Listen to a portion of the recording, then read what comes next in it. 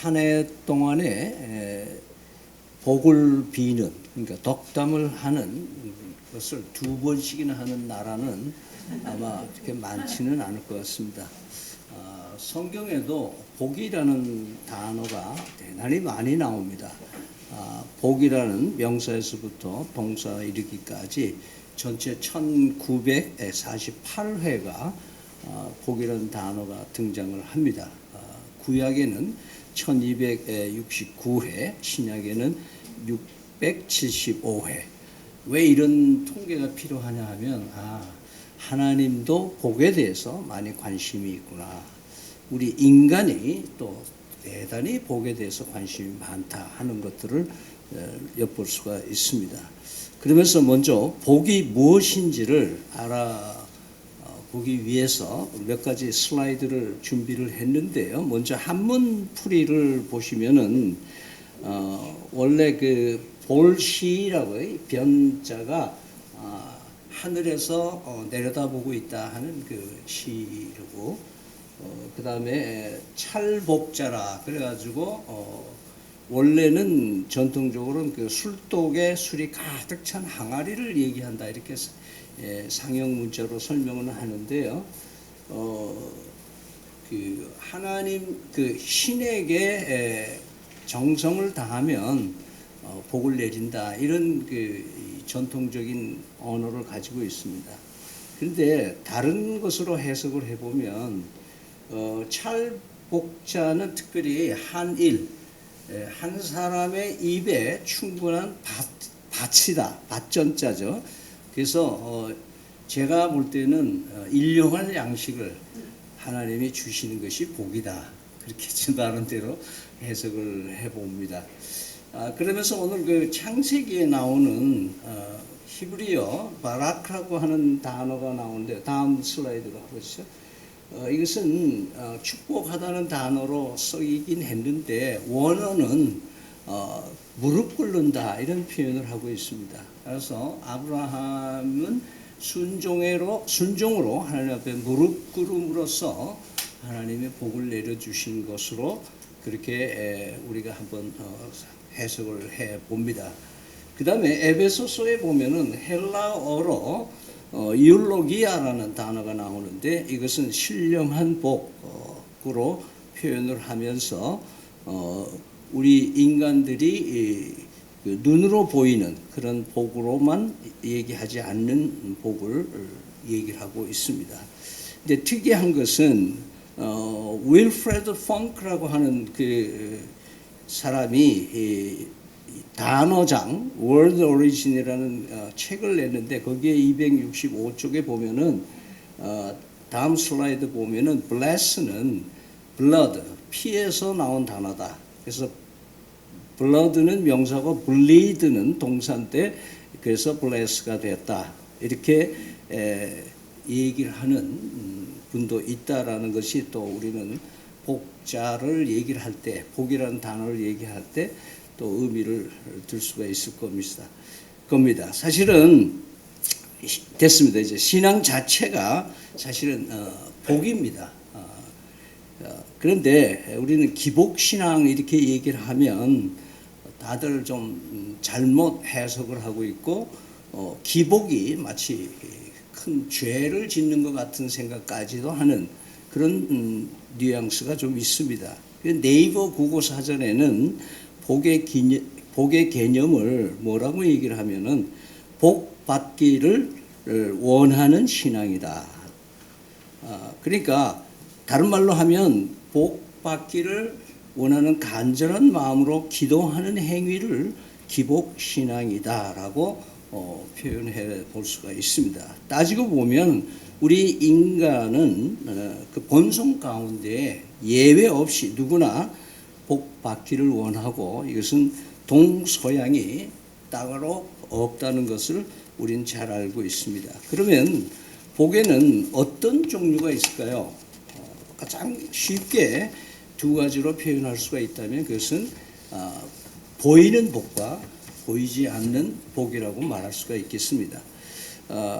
대표적으로 우리가 복 그러면은 우리나라에서는 사서삼경에서 유래되는 수부강령 유호덕 고종명 이렇게 5가지 수 오래 사는 거, 부자로 사는 거, 강령 건강하게 사는 거, 그 다음에 유호도 많은 사람에게 덕을 끼치는 거, 그 다음에 고종명 하늘이 내린 수명대로 사는 거, 이것을 오복으로 유교적인 전통에서 얘기를 하고 있습니다. 물론 요즘에 와서는 건강, 재물, 일, 친구, 가정 이런 것들이 다 복에 들어가고요.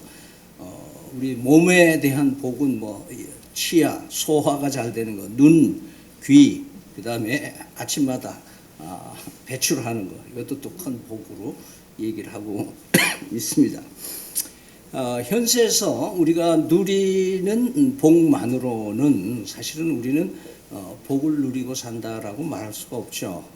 그래서 이런 앞에서 거론된 그 복이 아무리 넘쳐나도 한 가지 복이 없으면 그 복은 아무 의미가 없다.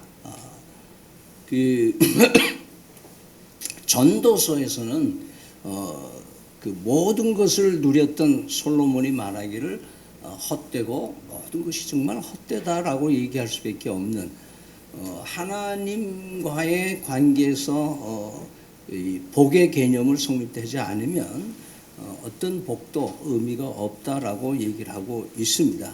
그래서 오늘 에베소서 1장 3절에는 신령한 복을 얘기를 하면서 그 5절에서는 그리스도로 말미암아 자기의 아들들이 되게 하신 것을 신령한 복으로 얘기를 하고 있습니다. 그러니까 하나님의 아들이 되는 것이 가장 큰 핵심적인 인간의 복이라고 얘기를 하고 있는 것이죠. 따라서 성경에는 항상 현실적인 복과 하늘의 복, 이 두 것, 보이는 복과 보이지 않는 복을 균형 있게 표현해 주고 있는 것을 우리는 볼 수가 있습니다. 그러면 이쯤에서 기복신앙의 문제는 과연 뭔가? 왜 기복신앙을 문제 삼고 있는 건가? 그 첫째는 누구한테 빌어야 될지 모르고 빌고 있는 것이 문제다. 복을 비는 것은 누구나 다 같은 행위지만은 복을 주시는 분한테 비는 사람과 복을 줄 수도 없는 사람한테 복을 비는 것과는 천양지 차이다. 상당히 잘못된 것이다. 그래서 우리는 주문을 외우듯이 복을 비는 것, 그런 것은 복이 정말 그렇게 해서 얻었다 하더라도 그것은 정말 복이 될 수가 없는 거다. 비나이다 정한수 떠놓고 우리 복을 비는 우리 전통적인 이 무속의 흐름들은 모두가 다 누구한테 복을 빌어야 진짜 복을 받는 건지에 대한 것을 모르는 무지에서 나오는 것이죠. 그래서 새해는 떠오르는 해. 사실 떠오른다는 해는 떠오르지가 않고 지구가 떠오르는 건데 우리는 착각하고 있는 거죠. 하여튼 해를 보고 복을 비는 사람들. 이제 이 음력 이제 보름이 되면 또 달을 보고 복을 비는 사람들이 있고, 서양에서는 자기 생일날 촛불을 켜놓고 복을 빌고 누구한테 비는지도 모르고 소원을 하고 그 다음에 촛불을 끄고 이런 거. 우리는 너무나도 생활 속에서 복을 비는 그런 미신적인 그런 삶을 살아가고 있고, 특별히 이런 명절 때가 되면 제사 문화, 조상들 앞에 가서 제사를 잘 지내야 또 복을 받는다, 이런 생각들. 정치인들은 또 큰 결단을 내리거나 처음 시작하면은 아주 영령들, 애국 영령들 앞에 가가지고 참배하면 또 복을 받을 줄 아는 그런 문화가 우리 속에 많이 있습니다. 사실은 창조주, 세상을 창조하신 분 여호와 하나님만이 인간의 복을 주실 수 있는 분인 줄 믿습니다. 그래서 십계명에는 나 외에 다른 신을 섬기지 말라. 다 헛된 것이다. 그렇게 얘기를 합니다. 그래서 히브리서 6장에는요 13절에 하나님이 아브라함에게 약속하실 때 가리켜 맹세할 자가 자기보다 더 큰 이가 없으므로 자기를 가리켜 맹세했다. 하나님이 최고의 권위자시고 복의 근원이 되시는 분이기 때문에 이렇게 얘기할 수 있는 자격이 있는 분이다 하고 15절에 이르시되 내가 반드시 너에게 복 주고 복을 주며 너를 번성하게 하고 번성하게 하리라 하셨더니 그가 이와 같이 오래 참아 약속을 받았느니라. 그렇게 표현하고 있습니다. 그러므로 복 받기를 원하면 하나님께로 돌아와야 합니다. 어떻게 하면 하나님께 돌아올 수 있을까요? 바로 영어의 어원, 이 blessing의 어원이 blood에 있다고 하는 것 말씀대로 복받을 자격을 잃어버린 죄인들이 하나님 앞에 복받을 자로 설 수 있는 유일한 길은 오직 예수 그리스도의 보혈의 은총이 아니면 안 된다는 것을 오늘 말씀을 통해서 우리는 다시 한번 새겨보는 겁니다. 히브리서에는 피 흘림이 없은즉 죄 사함이 없다고 한 것과 일맥상통하죠. 그래서 예수 그리스도를 구주로 믿을 때에 비로소 예수 그리스도의 피의 공로에 의해서 우리는 하나님의 복을 받을 수 있는 자격, 하나님의 자녀가 되는 권세를 얻게 된다고 말씀하고 있습니다. 두 번째 기복신앙의 문제는 뭐냐 하면은 깨끗한 심령으로 구해야 되는데 회개가 없이 복을 달라고 하는 것이 문제인 겁니다. 우리 교회에서 얼마나 기도 많이 해요. 작정기도, 금식기도, 밤샘기도, 100일기도, 1000일기도 엄청 기도 많이 해요. 모든 기도를 다 분석을 해보면 다 복 달라는 기도예요. 다 복 달라는 거예요. 병 없이 해주고 무병장수 해달라고 하는 기도가, 그러니까 그 기도가 꼭 뭐하고 같으냐면 옛날 우리 조상들이 선왕당에서 비나이다 비나이다 하고 비는 내용하고 똑같은 내용의 기도를 교회당에서들 하고 있는 거예요.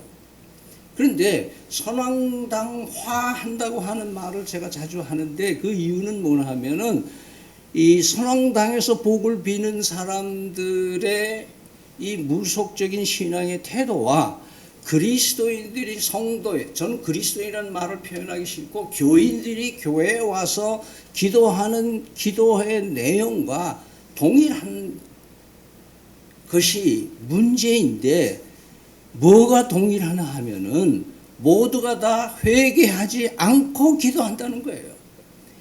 회개 없이 하나님 앞에 복을 달라고 기도하는 것은 바로 무속이에요. 무속. 그러니까 이 아무리 목욕 재개를 하고 몸을 깨끗이 하고 이렇게 해도 그 심령이 깨끗이 못하면 하나님께서 복을 안 주는 거예요. 안 주시는 거예요. 여러분들 막 진흙탕에서 밖에서 놀던 애들이 집에 오면은 엄마 아빠가 제일 먼저 손 씻으라 그러지 그대로 그 손에다가 빵을 집어주지 않고 밥을 먹이지 않지 않습니까? 하나님께서 우리 인간에게 복을 주실 때에는 그 복을 받을 수 있는 심령이 돼야 되는데 그것이 깨끗해져야 되는 거예요. 자, 세례 요한이 선발대로 와가지고 예수님보다 먼저 와서 설교를 시작했을 때 첫 메시지가 회개하라 천국이 가까웠다 라고 마태복음 3장 2절에 말씀하잖아요. 예수님도 세례 요한의 세례를 받고 처음 공생의 첫 번 입을 열어서 메시지를 전한 게 마태복음 4장 17절 말씀에 회개하라 천국이 가까웠다. 이 천국의 복을 받으려면은 회개를 해야 된다고 말씀하고 있습니다. 우리는 개신교에서 이 오직 믿음으로 말미암아 의롭게 된다. 믿음이 있어야 된다. 믿으면 구원받는다. 이걸 강조하다 보니까 뭐가 없는 믿음을 도 효과가 있다고 얘기를 하나 하면은 회개가 없어도 믿기만 하면 구원받는다라고 하는 잘못된 오해가 되는 거예요. 무슨 말씀이냐 하면은 진정한 의미에게 회개가 있어야 하나님의 선물인 믿음을 받을 수가 있는 거예요. 믿음으로 의롭다 하는 거 분명히 맞는 말씀이에요. 그러나 그 믿으면 선물로 주시는 하나님께서는 우리의 심령이 깨끗해 회개가 있어야 되는 거예요. 참 회개 없이 교인이 된 사람들이 교회의 말썽꾸러기들인 거예요. 참 회개 없이 복만 받으려고 하는 사람들은 무당과 같고 무당을 쫓아다니는 사람과 같다고 하는 사실을 알아야 되는 거예요. 그래서 기복신앙에 대한 오해는 회개 없이 복을 달라고 하는 것이 기복신앙의 잘못된 오해된 개념이다. 세 번째로 기복신앙의 문제는 뭐나 하면은 자기만을 위해서 복을 달라고 하는 것이 문제인 겁니다. 하나님이 우리에게 복을 주실 때에는 하나님의 의도하신 바가 반드시 있다는 것을 명심하기를 바랍니다. 나만 잘 먹고 잘 살라고 하나님이 나에게 복을 주시는 분은 아니세요.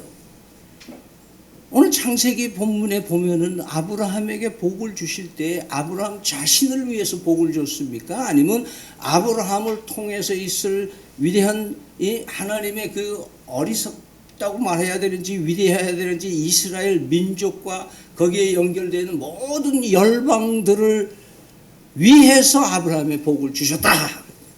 할렐루야.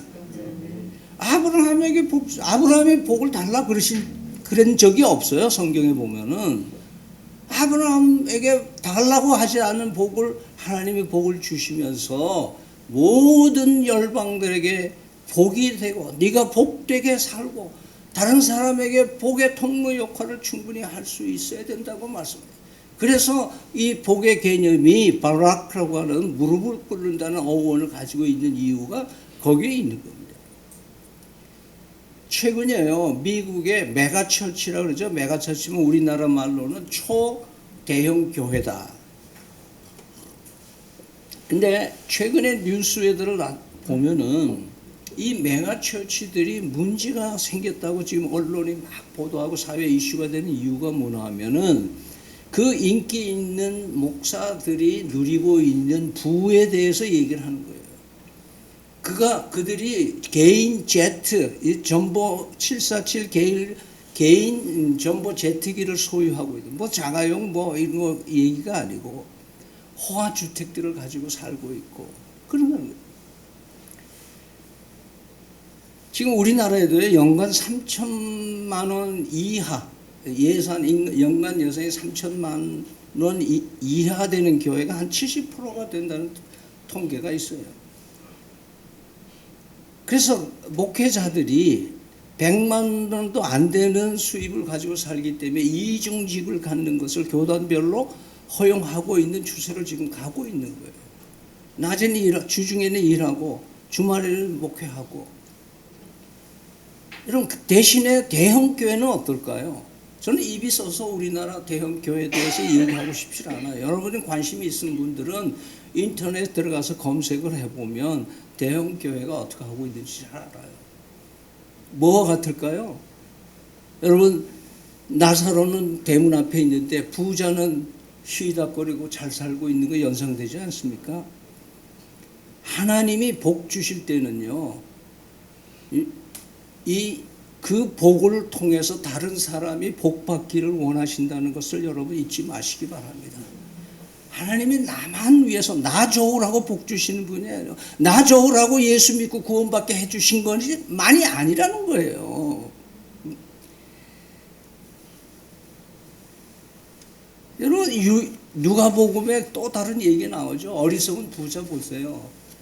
얼마나 성공합니까? 막 창고를 몇 개 짓고 그러고는 이제 편안하게 살자, 여생을 보내자 하니까, 야, 내가 오늘 네 목숨 앗아가면 네 쌓아놓은 게 뭐가 되겠냐?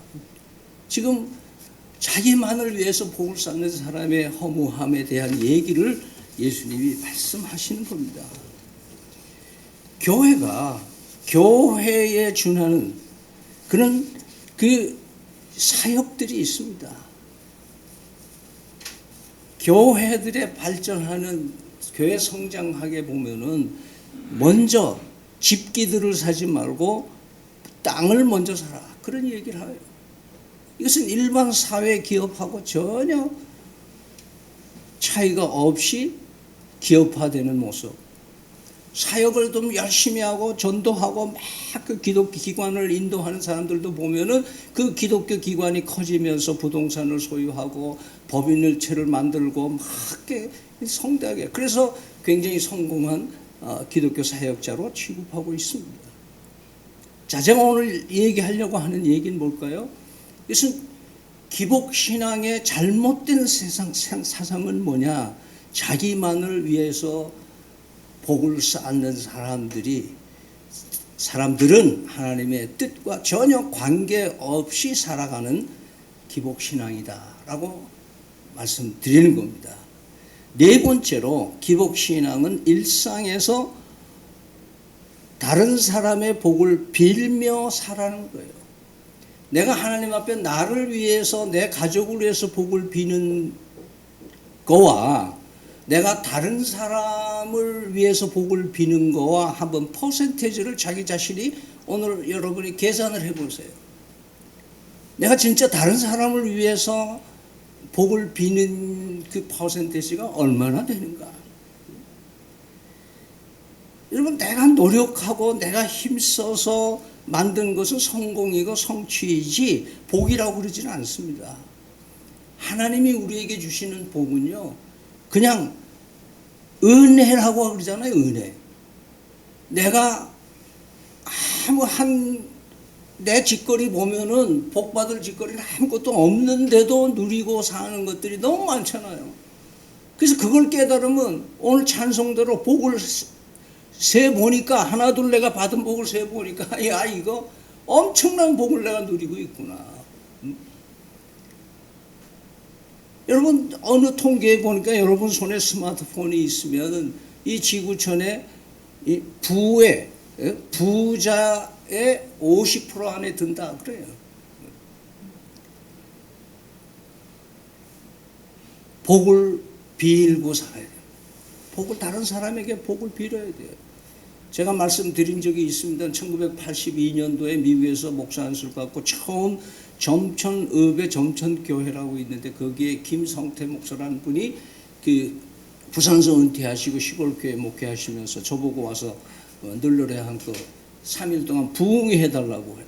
그 부흥회 인도하는데 마지막 날 점심에 그 교회에 아주 돈 좀 있는 그런 권사님이 식사 대접을 한다고 거기서 제일 좋은 식당에 가서 식사를 합니다.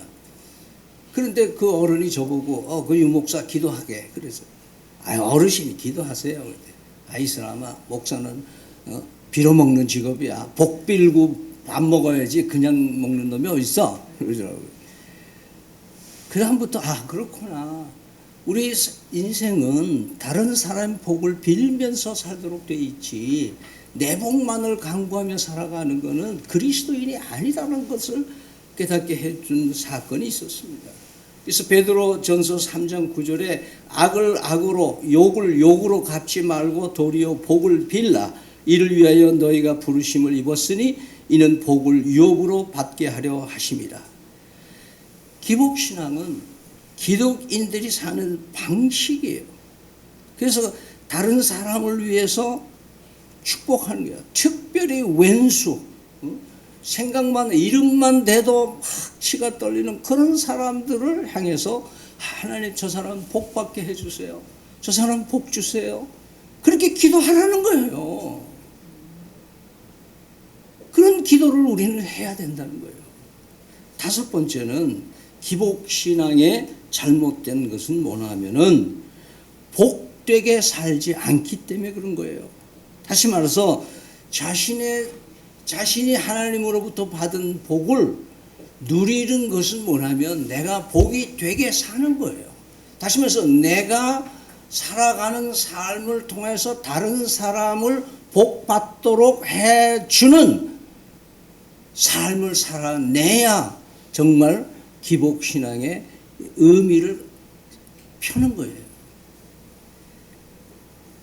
여러분, 아브라함 얘기를 했습니다. 복 달라 그러지도 않았지만은 야곱은요, 성경에서 아주 복 달라고 그러는 사람의 대표적인 사람 아닙니까? 약복강 나루터에서 천사하고 씨름하면서 붙들고 막 이러니까 야 놔라 그러니까 내가 복 받기 전에는 내가 절대 손을 못 띱니다. 막 그래가지고 환도뼈를 맞고서는 그 복이 뭐예요? 내가 너를 이스라엘이라 그러라.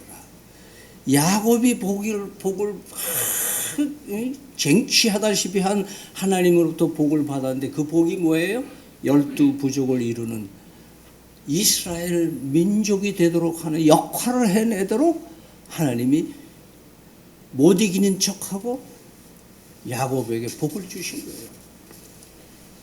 다시 말해서 복을 받는 것보다 복되게 사는 것이 중요하다고 성서는 말씀하고 있는 거예요. 성경에는요, 많은 사람들이 복을 달라 그래서 진짜 정작 하나님이 복을 줬는데 그 복을 감당하지 못하고 추락한 사람들이 많이 있어요. 대표적인 초대 왕 사울 같은 사람이잖아요. 기복신앙은 나로 인하여 다른 사람이 복받고 참 신나게 사는 거. 저 사람 나보다 더 잘 사네 할 정도로 세민할 정도로 내가 복을 빌었더니 저 사람이 잘 되더라. 그 기쁨으로 살으라는 거예요. 그 기쁨으로 살려는 거예요. 여러분 요셉 보세요. 가진 풍상을 겪으면서 얼마나 고독하게 살았어요. 그러나 성공하고 나서 어떻게 했어요? 자기 형제들과 자기 미워하던 사람들을 다 잘 살게 해준 사람이잖아요. 요나단은 어때요? 자기가 왕이 될 사람인데 다윗이라고 하는 굴러온 돌이 하나님이 왕 삼으니까 적극적으로 요나단은 다윗이 복받고 왕이 되기를 적극적으로 원하고 축복했던 사람이 요나단이에요. 에스더는 어때요? 외국에 포로로 잡혀간 비록 연약한 처녀지만은 왕비가 되잖아요. 얼마나 큰 축복을 받았어요. 근데 그 에스더는 그 축복을 어때요? 자기 민족과 나라를 살리는데 그 복을 사용하지 않았습니까? 세례 요한은요, 자기한테 제자들이 엄청 많았어요. 근데 예수님이 나타나니까 자기 제자들이 다 절로 빠져나가는 거예요. 그래도 세례 요한은 뭐라 그랬습니까? 내 인기가 예수님께로 빠져나가는 것이 오히려 나에겐 복이다. 그는 흥하여야 되겠고 나는 쇠하게 된다. 안드레는 어때요? 제일 먼저 예수님을 만났어요. 그런데 예수님을 만나고 자기 동생 시몬 베드로를 데리고 와가지고 베드로를 출세시키고 자기는 뭐예요?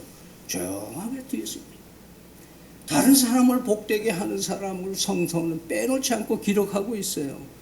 여러분 안디옥 교회를 보세요. 그 전에 우리 바나바라고 하는 사람 보세요. 바나바라고 하는 사람은 바울을 데려다가 양육해가지고 세계적인 선교사를 만드는데 바나바가 일조를 하는 거 아니에요? 안디옥 교회 보세요. 이방에 멀리 떨어져 있는 나라 그 지역의 한 촌교회지만은 바울과 실라를 세계 선교사로 보내고 예루살렘 교회를 지원하고 안디옥 교회는 하나님이 주시는 복을 마음껏 다른 교회가 잘 되게 하기를, 다른 성도들이 잘 되기를 원하는 그런 교회였다는 것을 우리는 볼 수가 있습니다. 우리는 이 시대에 누구를 위하여 복을 빌고 살고 복이 되도록 살 것인가를 깊이 이 시간에 상고해 봐야 됩니다. 여러분 왜 복음이라고 그랬을까요? 왜 가스펠 복음이라고 그랬을까요? 복이 되는 말씀이잖아요. 복이 되는 거예요. 그래서 복음 전도가 우리 성도와 교회의 우선순위가 되는 이유가 거기에 있는 거예요. 내가 너희를 하나님의 아들로 신령한 복을 줬는데 그 신령한 복을 너만 가지고 천국 간다고 의시되며 사는 것이 아니라 네 삶을 통해서 다른 사람이 천국 복음을 받아들일 수 있도록 복음을 전하는 것이, 그것이 바로 우리가 복되게 사는 길이라고 말씀하고 있는 것입니다. 받은 바 복을 열방으로 내보내고 먼저 믿은 성도들이 세상을 향해서 복이 되도록 사는 것. 그래서 나는 이 집안에 시집 와서 복이 되는가?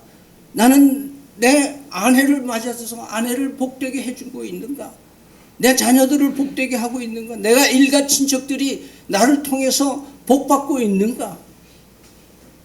내 친구들이, 내 손후배들이 나를 통해서 복을 받고 있는가? 아니면 내가 그냥 신세만 지는 사람으로 살고 있는가? 이런 것들이 우리가 오늘 이 기복신앙에서 점검해 봐야 되는 덕목인 것입니다. 예수 그리스도의 은혜가 오늘 이 시대도 유효한 것은 우리에게 기복신앙을 허락하시고 우리에게 아직도 복 주시기를 원하시는 하나님이 지금도 우리를 복 주기를 기다리고 계시는 거예요. 내가 원하는 것보다 더 많은 것들로, 엄청난 것들로 준비하고 있는데 우리는 그 복받을 그릇을 작게 하고 지 혼자만 붙들고 울고 불고 줄고 짤고 그러면서 사니까 맨날 그 꼬라지 그렇게 사는 거예요. 예수 그리스도의 십자가의 보혈의 은총은 엄청난 우리에게 복을 주시는 통로가 되고, 예수 그리스도를 믿는 성도의 삶은 나를 통해서 다른 사람이 복받게 하는 삶을 살도록 하나님이 기획하셨다는 것을 잊지 마시기 바랍니다. 이 시간 제가 세 가지로 기도 제목을 줄 테니까요, 여러분 같이 한번 저는 통성 기도를 막 시끄럽게 하는 기도보다는, 또 너무 입 다물고 기도하는 것보다는 여러분이 읊조리는 기도, 자기만이 알아들을 수 있는 소리로 기도를 할 수 있기를 바랍니다. 첫 번째는요, 원수 같은 한 사람 누구를 하나 떠올리기 바랍니다. 그리고 그 사람 이름을 부르며 하나님 앞에 진실된 마음으로 기도하시기 바랍니다. 그 전에, 우리 기도하기 전에 하나님의 기도를 막는 죄가 있으면 먼저 참된 회개의 성도가 먼저 되게 해주세요. 회개의 기도 먼저 하시고, 원수 같은 사람 이름 거론해서 기도하고 축복하고, 그 다음에 나 때문에 복받던 사람이 있는지 한번 보시고, 없으면 하나님 나 때문에 복 받는 사람들이 많아질 수 있도록 사람들을 붙여주세요. 그 사람들을 내가 복되게 하겠습니다. 세 번째, 드레핀 믿음찬 교회가 이 지역 사회에 얼마나 복이 되고 있는지 한번 돌아보고, 앞으로 이 동네 사람들이 드레핀 믿음찬 교회 때문에 이 동네가 많이 복받아서 그런 얘기가 여기저기서 퍼질 수 있는 교회로 거듭나고 희망차게 새로운 새해로 살아낼 수 있게 해달라고 간절히 기도하는 그런 기도 시간을 한 2분 동안 같이 갖도록 하겠습니다. 다 같이 기도하겠습니다.